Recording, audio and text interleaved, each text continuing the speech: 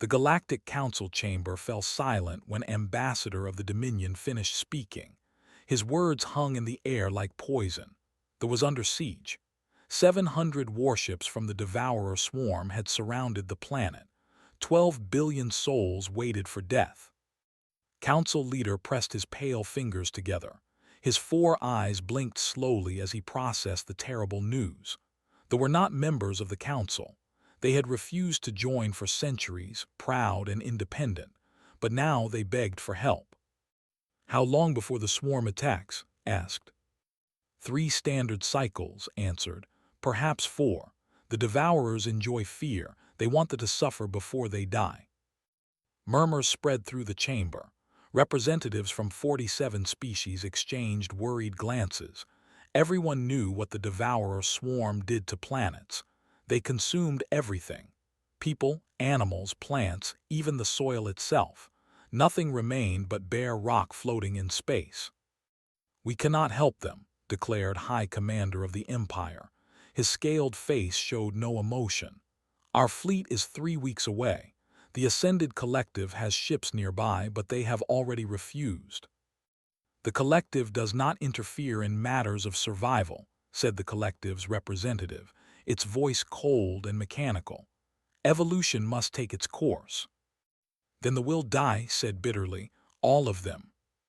Silence returned to the chamber. Was about to close the session when a new voice spoke from the back of the room. "Earth will help." Every head turned toward the human ambassador. Sarah stood alone in the observation section where minor species were permitted to watch. She was small compared to most aliens present. Her dark hair was tied back, and her expression was calm. Laughed. It was an ugly sound. "Earth, your species joined the galactic community only 40 years ago. You have 1 small colony and a handful of ships. What can you possibly do against 700 Devourer vessels?" Sarah did not react to his mockery. "We will send a ship." A ship leaned forward. Singular, 1 ship. "1 will be enough." The chamber erupted in noise. Some laughed. Others shouted in disbelief. A few simply stared at the human woman as if she had lost her mind. Raised his hand for silence. "Ambassador, the Council appreciates Earth's willingness to assist. However, the Devourer swarm has never been defeated in open battle. Their organic ships repair themselves. Their numbers are endless. Sending 1 vessel would be suicide." Sarah smiled slightly. It was not a happy smile. "With respect, Council Leader, you do not understand humans. We have sent a message to the UES Relentless. Captain commands her. He will arrive in 18 hours. 18 hours, snorted. "That is impossible. Earth is 60 days from its standard jump speed." "Standard jump speed, yes," Sarah agreed. "But the Relentless does not use standard drives." She offered no further explanation. The council members exchanged confused looks. No one knew what to make of this strange human confidence. Meanwhile, deep in the void between stars, the UES Relentless tore through dimensions that other species did not even know existed. The ship was not large by galactic standards. Only 400 meters long, it looked like a dark blade cutting through reality itself. Its hull was made of materials that the Council had never seen. Its weapons were classified. Its crew numbered just 800 humans. Captain stood on the bridge, watching the swirling chaos of hyperspace outside the viewport. He was 46 years old, with gray at his temples and scars on his hands from a lifetime of combat. Behind him, his crew worked in focused silence. "Captain," said Lieutenant Commander, his first officer, "we have received full tactical data from Earth Command. 712 Devourer ships confirmed. Estimated biomass equivalent to 3 planetary ecosystems. Crew status: ready and eager, sir. Engineering reports all systems at full capacity. Weapons are hot. Marines are suited up."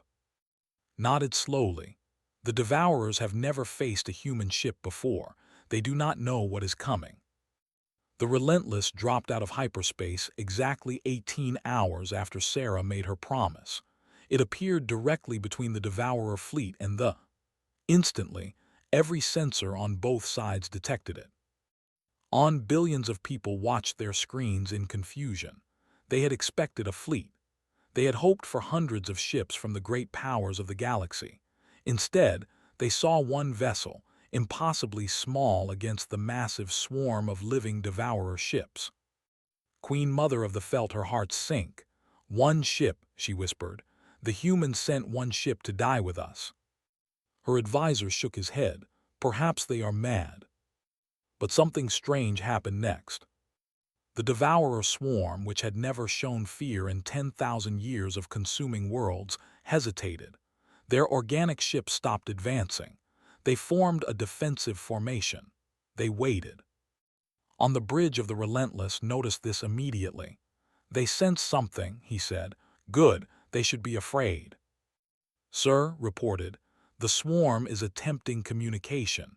They are broadcasting on all frequencies." "Put it through." A terrible voice filled the bridge. It was not one voice but millions speaking together in awful harmony. "Small creature, you come to be consumed. Why do you not flee?" Leaned forward in his chair. "I am captain of the United Earth ship Relentless. I have come to give you one chance to leave this system. Take your fleet and go. Never return to this sector. This is your only warning." The swarm's laughter echoed through space. "We have consumed thousands of WORLDS. Billions of species have fallen before us. You are one ship. You are nothing." Smiled. It was the same smile Sarah had shown the council. "Then come and try to consume us." The swarm attacked. All 700 ships moved at once, rushing toward the Relentless like a living wave of destruction. What happened next would become legend across the galaxy. The Relentless did not retreat. It did not call for help. It accelerated directly into the heart of the enemy fleet. Weapons that the galaxy had never seen activated. Energy beams of impossible intensity cut through Devourer ships like they were paper. Missiles that moved faster than light struck targets before they could react. The ship's shields absorbed attacks that would have destroyed stations. And the Relentless kept moving, kept killing, kept advancing. In the first minute, 50 Devourer ships died. In the first hour, 300. The watched in stunned silence. Queen Mother stood frozen before her screen, tears running down her face. Her people had expected death. Instead, they witnessed something that all logic. One human ship was destroying an entire fleet. The swarm tried to retreat. For the first time in their ancient history, they attempted to flee from prey. But the Relentless was faster. It chased them through space, hunting them like they had hunted so many others. Captain gave orders with calm precision. His crew executed every command flawlessly. 800 humans worked together like parts of a single machine, each one knowing their role, each one trusting the others completely. By the end of the second hour, only 100 Devourer ships remained. They clustered together, their collective voice broadcasting a sound the galaxy had never heard before. The swarm was screaming in fear. "We will leave, we will leave, do not destroy us all." Paused, the Relentless held position, weapons still charged, ready to finish the job. "You will leave this sector," he said. "You will leave the next sector as well. You will send a message to every swarm fleet in the galaxy. Tell them that the humans are here now. Tell them that wherever they go, wherever they try to consume and destroy, we will find them, and we will stop them." The surviving Devourers fled. They jumped into hyperspace so fast that their organic drives nearly tore themselves apart. Within minutes, the space around was empty except for the debris of destroyed enemies. The Relentless had taken no damage. Not a single crew member was injured. Celebrations began. People poured into the streets, crying and laughing and chanting words of gratitude. Queen Mother immediately requested formal communication with Captain. "Captain," she said, her voice trembling, "my people owe you everything. We owe Earth everything. How can we ever repay this debt? His face appeared on her screen. He looked tired but satisfied. Your Majesty, humans do not fight for payment. We fight because it is right. We fight because the swarm is evil and evil must be stopped. We fight because every innocent life matters, even if it is not human. But why, pressed? Why would you risk your lives for strangers? Was quiet for a moment. Because once, long ago, we were the ones who needed help. We were the ones facing extinction. No one came to save us. We had to save ourselves. And we promised that when we finally reached the stars, we would never let another species feel that alone. The news spread across the galaxy within days. The great powers of the Council could not believe what had happened. They demanded explanations. They demanded to know how Earth had built such a ship, such weapons, such technology. Earth's answer was simple. Humanity had lived through 5 mass extinctions. They had survived ice ages and plagues and wars that nearly destroyed their entire civilization. They had faced nuclear annihilation and climate collapse and countless other disasters. Each time they had adapted. Each time they had grown stronger. When humans finally reached the stars and discovered they were not alone, they had prepared for the worst. They had built ships in secret. They had developed weapons in hidden facilities. They had trained crews for battles they hoped would never come. And when those battles finally came, humanity was ready. Ambassador Sarah stood before the council once more, a week after the Battle of. The chamber was packed. Every species wanted to hear her speak. Earth does not seek power, she said. We do not want territory or resources or tribute. We want only peace. But we have learned that peace must be protected. We have learned that evil does not stop unless someone stops it.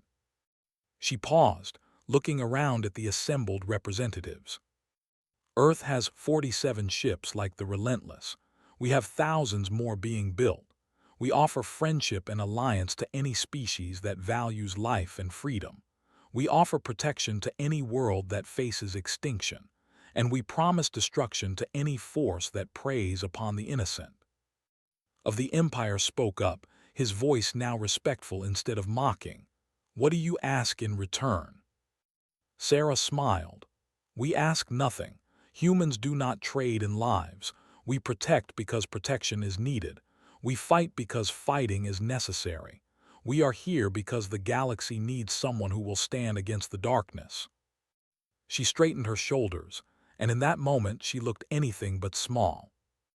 They sent just one human ship to save. One was enough, but remember this. If one ship was not enough, we would have sent 2 or 10 or all of them. Earth does not abandon those who need help. We never have, we never will. The chamber remained silent long after she finished speaking. Something had changed in the galaxy. A new power had announced itself. A species that fought not for conquest but for justice. A people who had faced extinction and chosen to protect others from the same fate. The age of humanity had begun. And the darkness had learned to fear the light.